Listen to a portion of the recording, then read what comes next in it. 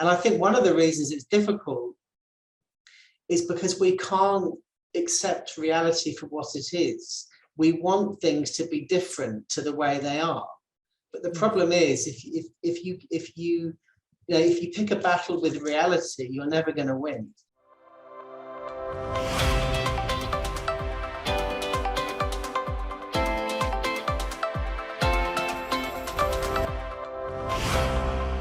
You are a professor of virology and immunology at the University of Sydney. You are also an ordained monk. And in not monk. Ordained Buddhist. I'm an ordained Buddhist, but it's slightly different to monk. But yes, I am an ordained Buddhist. Yes. And in these COVID times, particularly, and in this rapidly changing world that we're living in, it seems though people are searching for happiness and inner peace. And we've been at this search since time immemorial, but it seems like it has become ever more increasingly salient in these very particular times and special times. And Buddhism, it seems, has some great insights to help us find that inner peace in all of this chaos. I'd love to start off, if we may, kind of getting your journey, understanding your journey to Buddhism. I understand that you moved to Southeast Asia after you graduated from university in the UK, and your curiosity led you to this path. I'd love to hear about kind of how that unfolded for you. Yeah, I think I was brought up a Christian. I didn't have a particularly negative experience of Christianity. I know many people have, as is the case with many religions, but mine wasn't a particularly negative one. But I remember at quite a young age, perhaps maybe 7 or 8, possibly 10, I don't know, it's hard to know exactly, isn't it, with your childhood. But I remember just being very, very clear that I didn't believe in God. I don't know how that arose, but I just really felt clear that I didn't believe it. I was always very interested in it. And in fact, right up into my high school years, I continued to study religion and Christianity and even the Bible because I found it interesting. I've always found religion fascinating, but I've never believed in a creator God. And I think what happened was I became very nihilistic. That basically once you're dead, the lights go out, and that's the end of it. And I think I think that left a bit of a hole in me, a bit of an existential void, if you like. And I became very interested in science. I've always loved science, as searching for truth. But for me, although I could see that religion provided a psychological security, that belief that when you die, you will carry on and there's a God who loves you, etc. I could see how that's very appealing for people, but for me, I just couldn't believe it, and I wasn't willing to believe it. And then when I was traveling in Southeast Asia, as you say, after my my university degree in biology, I came across Buddhism, and I was sitting on a bus, in fact, in Laos, and I'd finished my book, and I was quite bored. It was one of those kind of long 8 or 9 hour bus journeys, so I thought I'll read the introduction to the Lonely Planet book. And so it wasn't even a Buddhist who had written it, and there was a section on Buddhism, and it just outlined the basics. And it wasn't until that moment that I realized that there was such a thing as a religion that didn't require blind faith, that didn't require, a belief in a supernatural being who created everything and who controls our lives, etc. And I think there was that part of me that was looking for more, really leapt out of my heart and thought, this is just fantastic. And then from that moment on, I read a lot about Buddhism, and I really just felt I was coming home. I just felt it just made complete sense to me. It didn't contradict any of my scientific, education and upbringing, and it just all made sense to me. And I really, from that moment on, almost considered myself a Buddhist. And yes, I did then learn to meditate, and I got involved with a particular Buddhist movement, which at the time was called Friends of the Western Buddhist Order. It's now called Sri Ratna, and I trained for ordination and became ordained. So yeah, I guess that's my path in a nutshell. Yes. And we know that the Four Noble Truths, which are the main tenets of Buddhism, they make us aware of this idea that the cause of our suffering is craving. And an end to that suffering comes with an end to craving. And, I think about this a lot in a world today where societal norms stress this material external measure of success, where consumer culture cajoles us to want, to crave title, status, things, money, which keep us out of the present moment, and they keep us attached. And we're in an age where that has never been so extreme.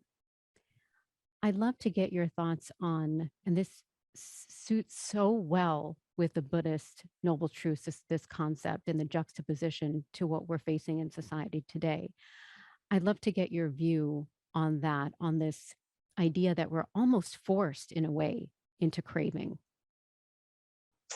Yeah, I think that's very true. I think there is definitely, we definitely live in a society which is, as you say, highly consumer driven, and we're constantly bombarded by advertisements that if only you buy this brand of toothbrush, you'll be really happy, and if you live in this suburb as opposed to that one, or this bottle of car opposed to that one, and we're endlessly bombarded by, if you buy this, you'll be happy.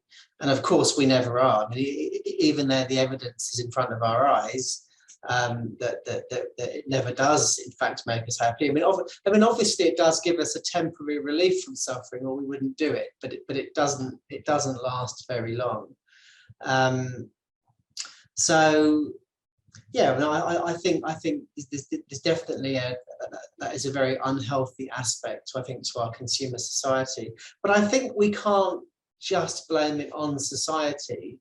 I think it is genetically hardwired into us. We want to experience pleasure as human beings. We need, whether we're living in, this period of history or 2,000 years ago, or whether we're living in communist China or Australia, or it's fundamentally, we have the same human mind, which craves happiness and craves pleasure. And I think this is where the Four Noble Truths are so important. Is that fundamental truth that those things won't bring us happiness. And I don't think it's not just craving for material things, but I think what it fundamentally comes down to is that reality is inherently painful. I've personally yet to meet a human being, however privileged they may appear to be, who doesn't experience life as a struggle. I think life is a struggle for all of us. Yes, there are definitely times in our life where there are joys and there's really wonderful things that happen, and there's times that we're really happy. But nevertheless, life is a struggle. Life is difficult. Marriage is difficult. Being a parent is difficult. Building your career is difficult. Paying off your mortgage is difficult. All of these things, it doesn't matter how easy people tell us they're going to be, they're not. Life is difficult. And I think one of the reasons it's difficult is because we can't accept reality for what it is. We want things to be different to the way they are. But the problem is, if you pick a battle with reality, you're never going to win. So I think so much of the Four Noble Truths is also about just accepting that that's the way life is. Just accepting that we do grow old, our bodies do become harder to live in. the world is never going to be the way we want it to be, and just giving up that battle. So I think acceptance is a really, really important part of the Four Noble Truths. So really, it's the craving for things to be different to the way they are, which is that really fundamental cause of our suffering, because they won't ever be the way we want them to be. And that ties into this idea of impermanence. Absolutely. And this idea of, attachment to things that are what we want them to be permanent, but they never are. And so this idea of really embracing impermanence is a vehicle for us to release, let go, and be able to deal with suffering. That's right. That's right.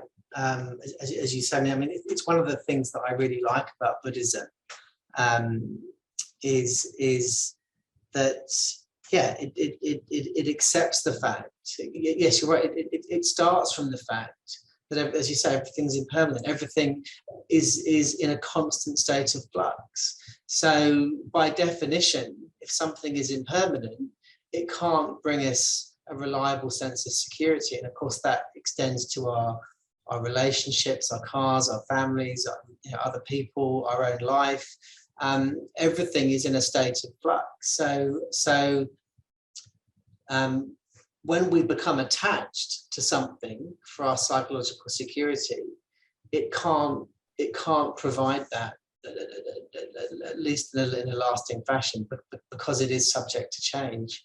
And again, that's very that's in line with science. I mean, this is what science also tells us, that everything is in a continuous state of change, and therefore it's an absolute beautiful insight, really. Yet so hard for people to manage. I want to read you a beautiful quote from Thich Nhat Hanh.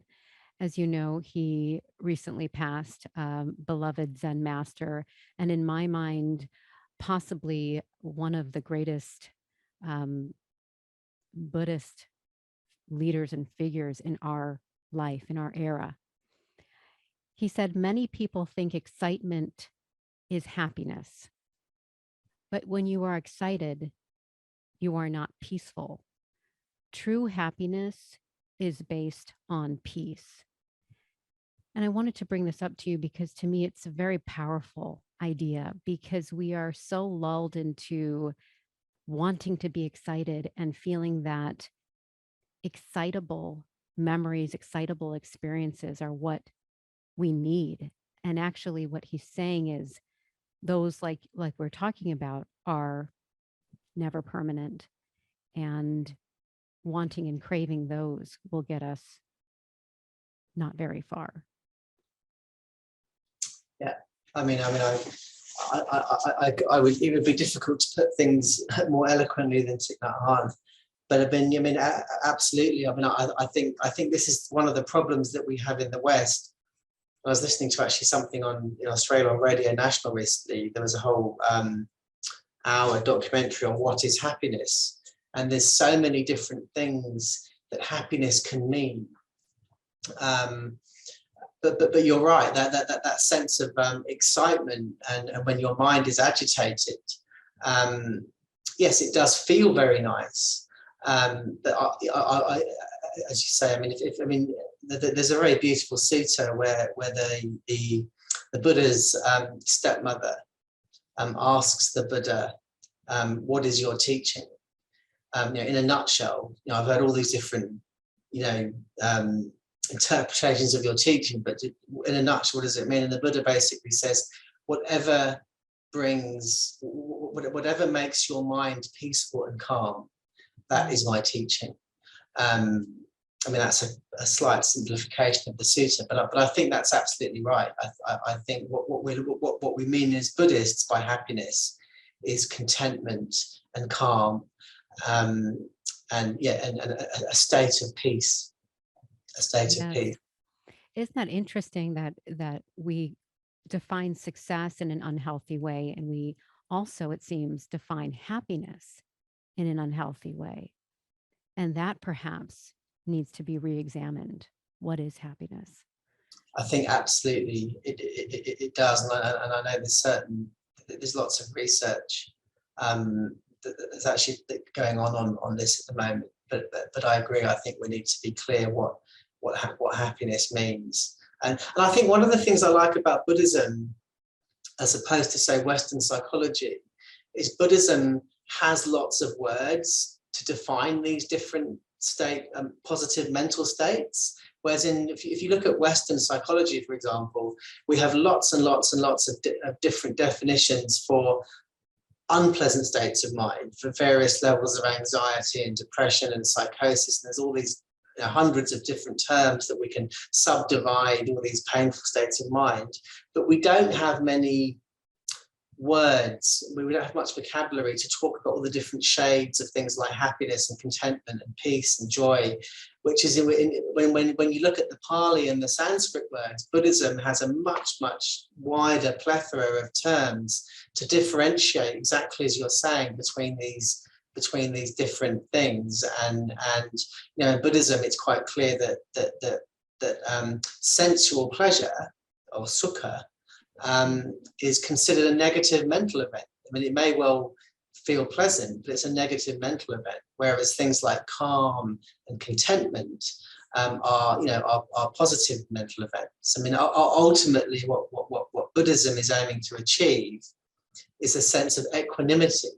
I think equanimity is the best word to use, which is a state of just when your mind, regardless of what chaos is going on around you, you can keep that mental composure, you can keep that state of calm, which of course can only come from wisdom. Yes. Yeah. It can only come in from a deep insight of the nature of reality. You're so in tune with the fact that everything's impermanent and changing that it just doesn't surprise you when it's not. And you're just at peace with the fact that things change. Yes, it is. What you're bringing up is powerful. This idea that dispassion and equanimity, these words that have been so integral to Eastern philosophy, yet haven't really been as important or as salient in Western science of psychology. It's a big stone to unturn. I want to talk a little bit about the complementarity between science and spirituality. We discussed this a little bit on email. This idea that Buddhism, as you've said, is not blind faith. It's based on experience. And interestingly, Vedanta is very similar. They talk about experience as the mode to finding truth. Now, there are many practices in Buddhism that help you do this, Vipassana, Samatha. I would love for you to explain to us how these practices provide the observations that we need, the experience we need to help us understand this is more of a science than we might think it is. Yeah. So as I say, I mean,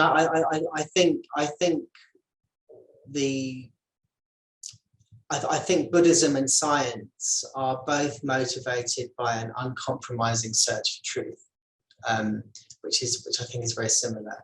And I think they both believe fundamentally that things don't happen randomly. So I mean, there's so many different schools of Buddhism that from the outside look so different. I mean, if you compare like a monastery in Tibet where they're all banging drums and blowing trumpets, living in the mountains, to say a monastery in Myanmar or Sri Lanka where they're just living a very simple life, or a Zen monastery in Japan, etc. Buddhism can look so different.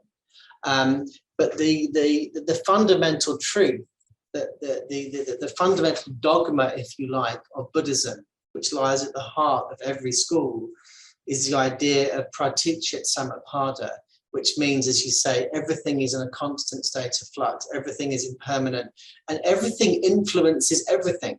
So everything is interconnected.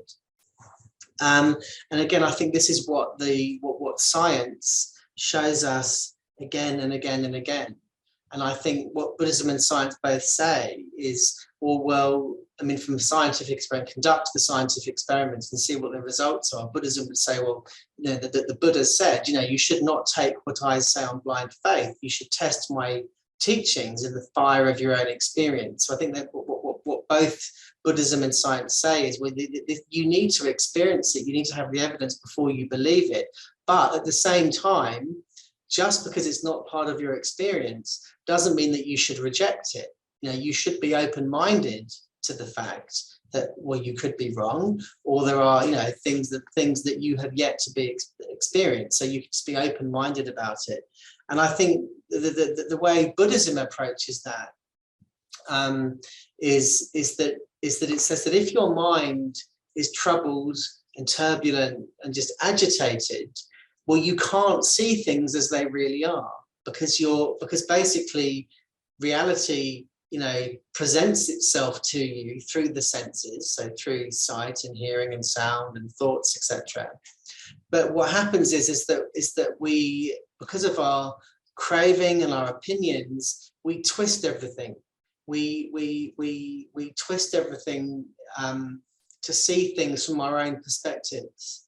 So the idea is that with samatha meditation, which is generally, you know, around mindfulness, but also around generating loving kindness, is that we calm the mind, we let the mind settle, so that when reality presents itself to us, we can actually see it for what it is. It's like, you know, the simile is that if you look into a lake and the water is all choppy because of the wind, you can't see into the depths. Whereas if your mind is calm, well, then you can see into the depth and you can see things as they really are. So samatha meditation is all about calming the mind so that you can actually interpret reality properly, if you like.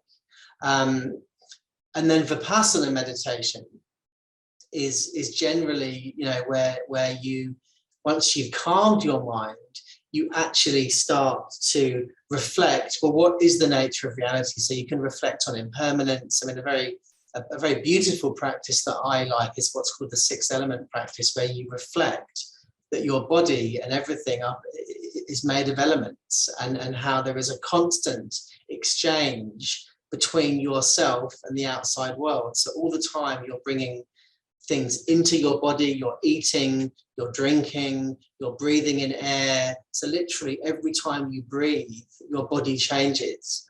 And then at the same time, every time that you go to the toilet, or skin's flaking off your body, water is evaporating off your body in terms of sweat, you know, et cetera, et cetera. There's this continuous exchange between you and the outside world. And actually, they've now shown that every 7 years, your entire body is recycled. There's not a single atom in your body that was here 7 years ago.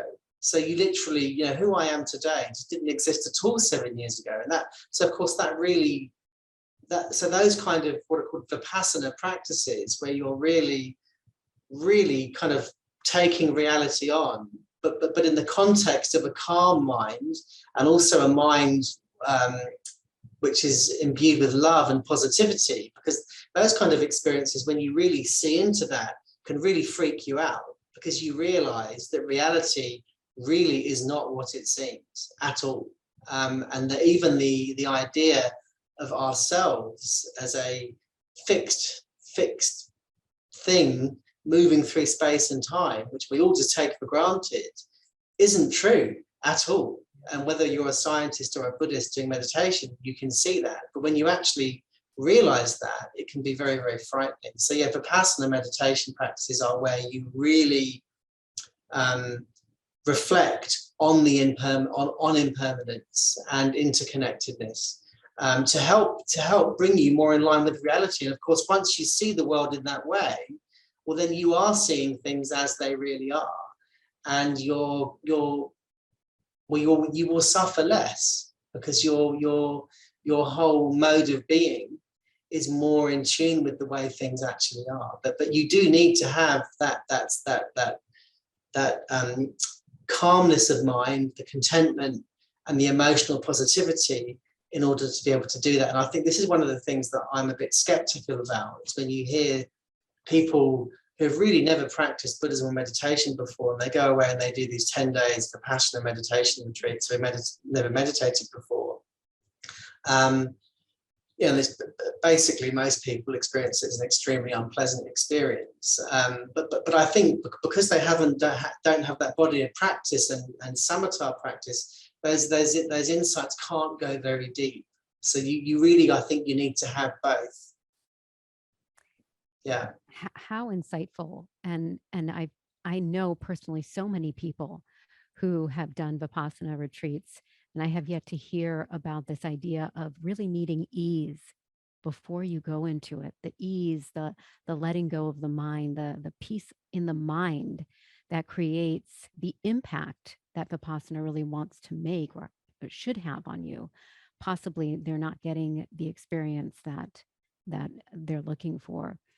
Yeah. You know, this idea of us being connected to nature and the connectivity of us with everything around us, it stands in contrast to what we believe now in a world that is highly competitive, that is based on comparison. We often fuel distrust because we don't believe we are connected to each other and to the earth. There is a beautiful philosopher, essayist, and poet of the 19th century in America. His name is Ralph Waldo Emerson. I don't know how much you know of his work. I enjoy it immensely because he had a book of the Bhagavad Gita in his hand. One of his friends gave it to him in the mid 19th century.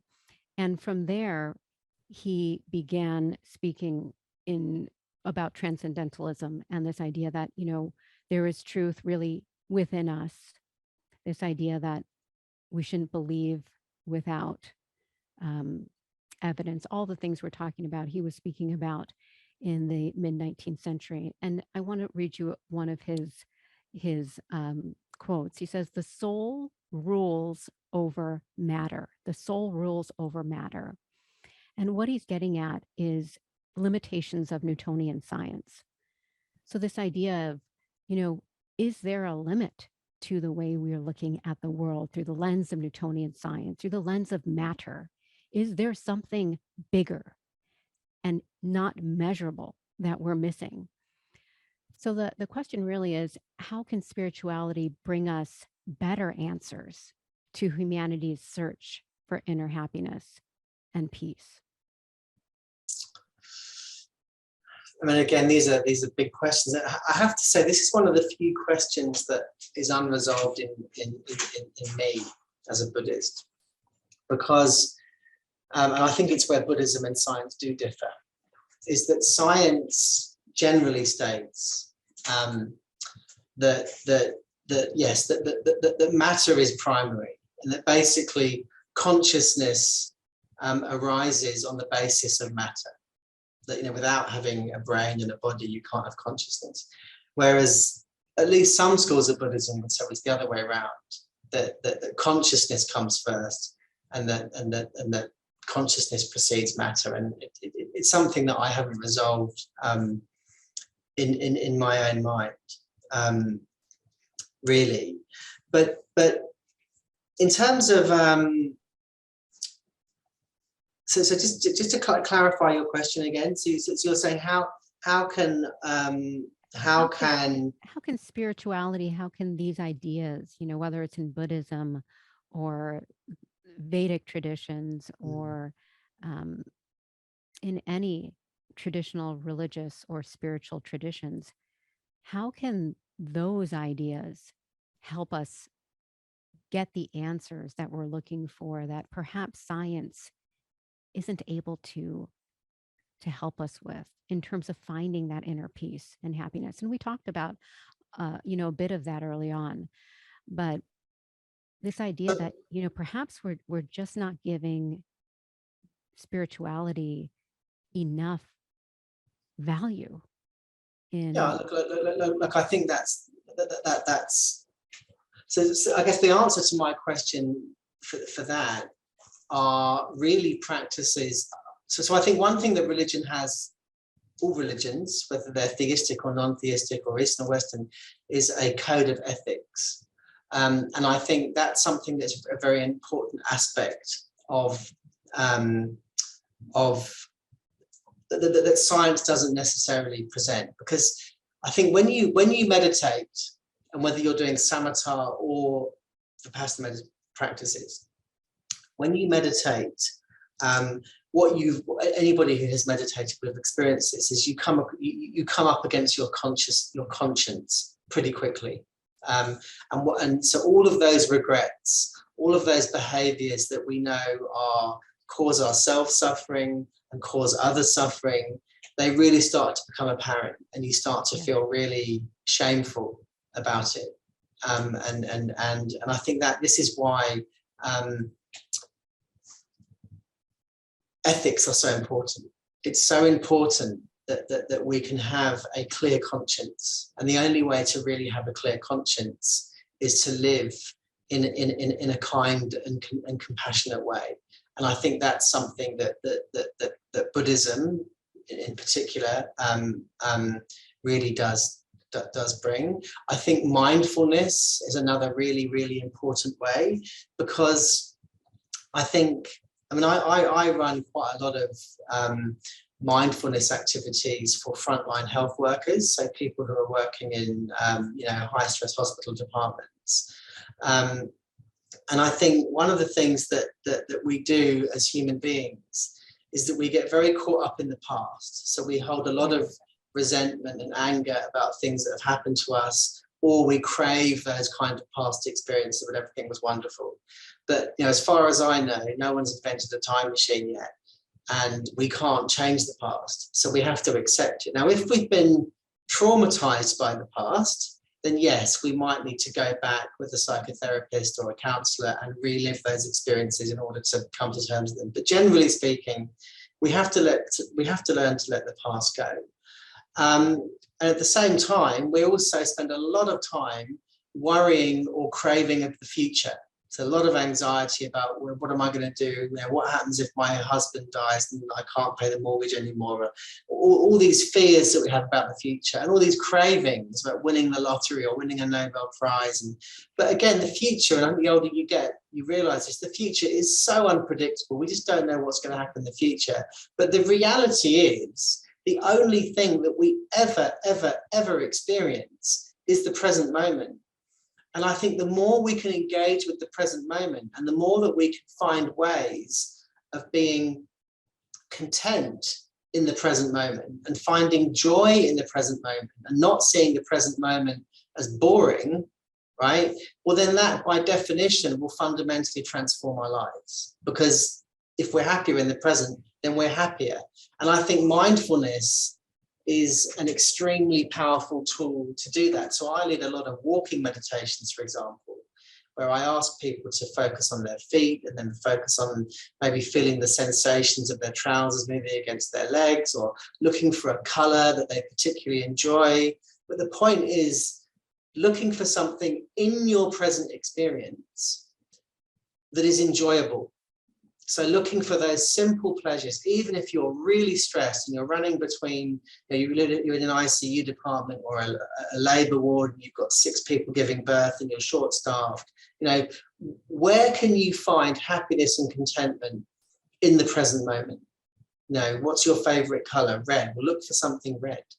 Feel your feet pressing into the floor, whatever it happens to be. So I think mindfulness, and there's a lot of, it's really a buzzword now, mindfulness, but there is now evidence that mindfulness helps with anxiety, helps with depression, helps with chronic pain, because it's bringing you to the present moment, and it's something that you have to practice, and the more you can habitualize it, well, the happier you will be.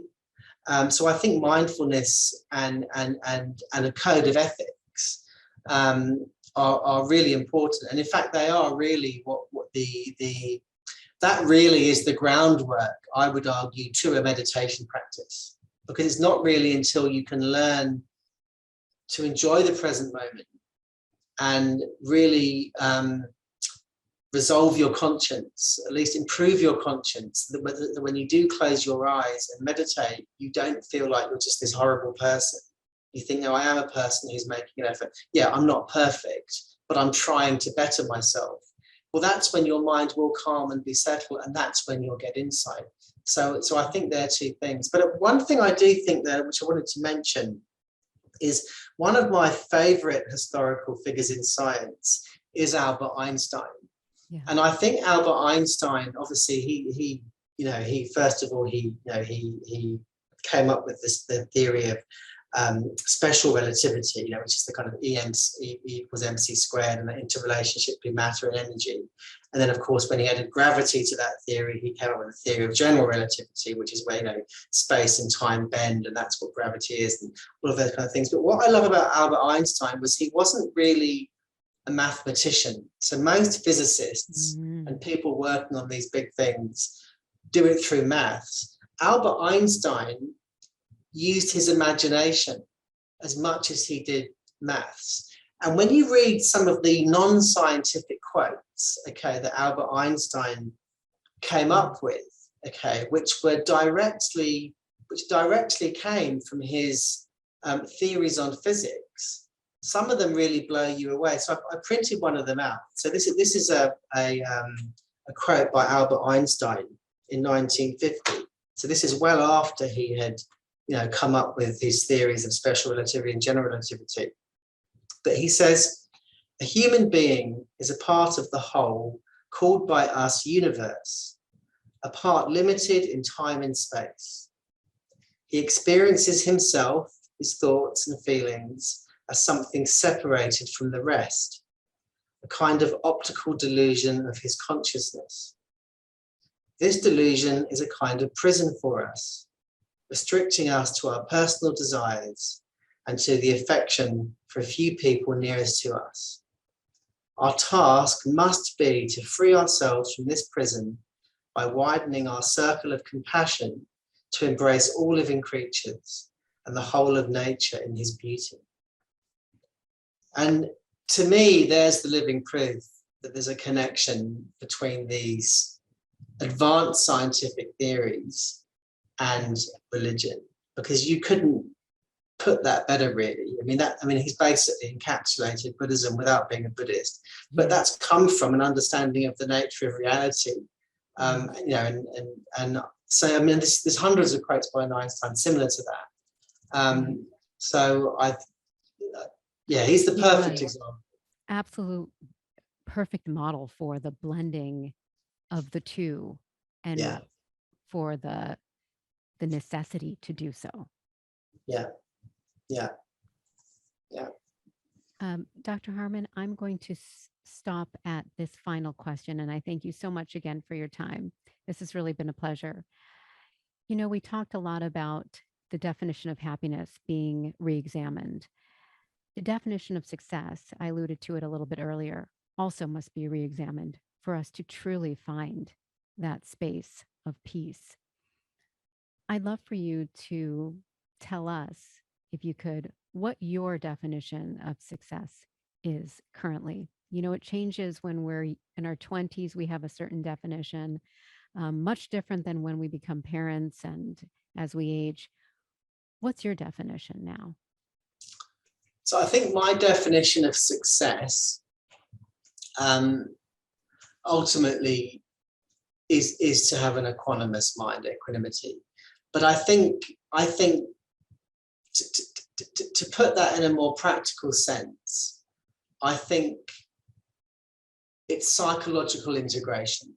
And what I mean by that is that there's many different parts to ourselves. We have many different bits to ourselves. So, I am a father, I have 3 children, I'm a husband, I run a research group, I'm a meditation teacher, I'm a PhD supervisor. I have lots and lots and lots of different roles in my life, and they all compete with each other.